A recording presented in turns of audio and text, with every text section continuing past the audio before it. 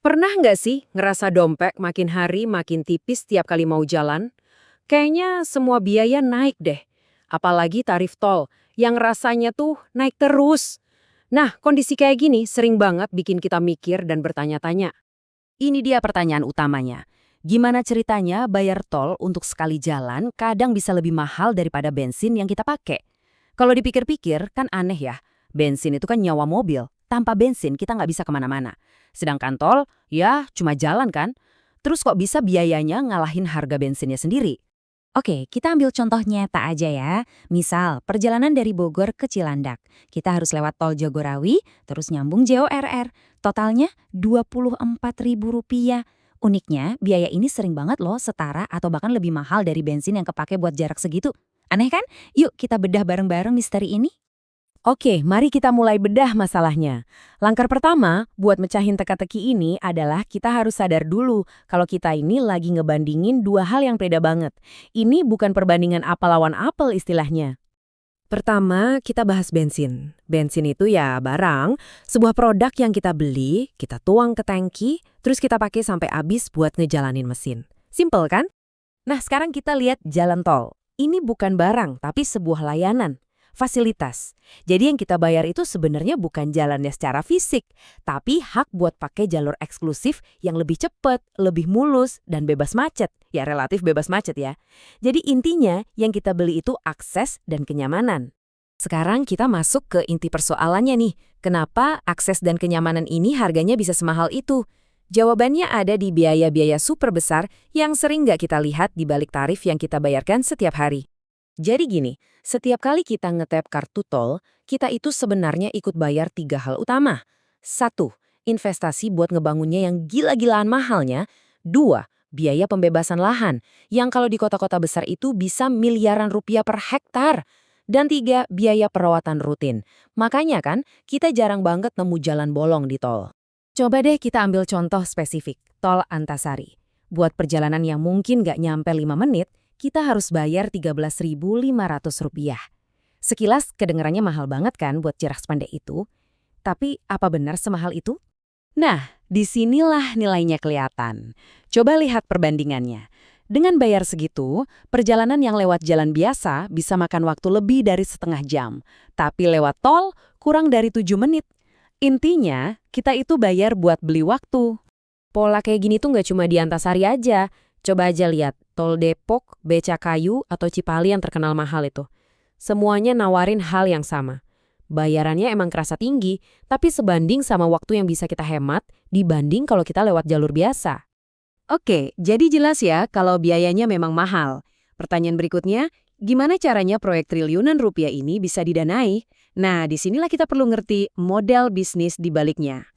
Kebanyakan jalan tol baru di Indonesia itu dibangun pakai skema KPBU. Gampangnya gini, pemerintah yang punya rencana, tapi perusahaan swasta yang keluarin modal raksasa buat bangun jalannya. Sebagai imbalannya, swasta ini dikasih hak buat ngelola tol dan mungut tarif dari kita, para pengguna buat balikin modal mereka plus cari untung.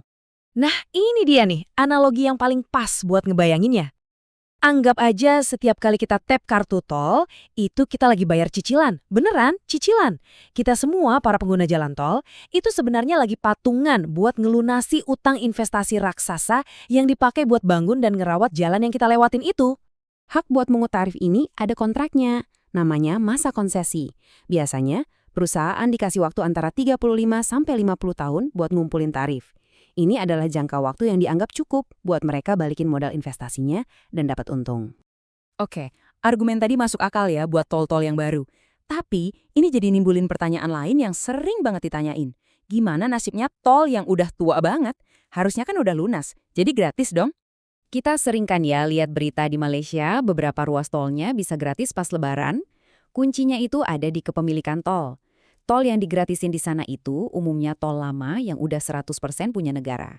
Nah kalau di Indonesia, mayoritas tol kita itu masih terikat kontrak sama swasta. Jadi pemerintah nggak bisa seenaknya mutusin buat menggratiskan. Contoh paling klasiknya ya Jagorawi. Diresmiin tahun 1978. Harusnya udah lunas berkali-kali lipat dong ya. Bahkan sempat jadi janji kampanye buat digratiskan. Tapi faktanya, kontrak konsesi jasa marga malah diperpanjang di tahun 2005 buat 40 tahun ke depan. Artinya baru akan berakhir nanti di tahun 2044. Jadi, ya jalan tol gratis di Indonesia kayaknya masih mimpi deh. Tapi ternyata ada hal lain loh yang kita dapat dari tarif tol yang kita bayar. Ada semacam layanan bonus yang mungkin kita nggak sadar, padahal itu udah termasuk di dalam biayanya. Ini nih bagian yang menarik. Kalau amit-amit mobil kita mogok di tol, kita itu berhak dapat bantuan dari petugas. Kalau sampai perlu diderek, itu gratis sampai gerbang tol terdekat. Dan bukan cuma itu, kita juga otomatis bayar premi asuransi jiwa buat semua penumpang di mobil, walaupun tentu ada syarat dan ketentuannya ya. Jadi, kita balik lagi ke pertanyaan awal tadi. Jawabannya adalah perbandingan kita dari awal itu udah keliru. Kita membandingkan dua hal yang totally different.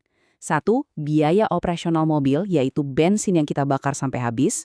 Satunya lagi, biaya infrastruktur, yaitu jalan yang dibangun pakai duit triliunan dan harus dirawat puluhan tahun. Jelas beda kan? Oke, sampai sini kita paham. Secara logika ekonomi, tarif tol yang tinggi itu bisa dijelaskan dan masuk akal. Tapi, itu semua nggak mengubah satu fakta. Buat banyak dari kita, tarif itu tetap aja kerasa mahal banget. Kenapa gitu? Dan disinilah kita sampai ke akar masalahnya. Perasaan mahal yang kita rasain itu ternyata bukan soal logis atau enggaknya harga tol. Bukan. Rasa mahal itu muncul dari kenyataan ekonomi yang lebih besar, yaitu saat harga-harga, termasuk tol, naik terus. Tapi, mohon maaf, gaji atau pendapatan kita naiknya nggak secepat itu, nggak ngejar gitu loh.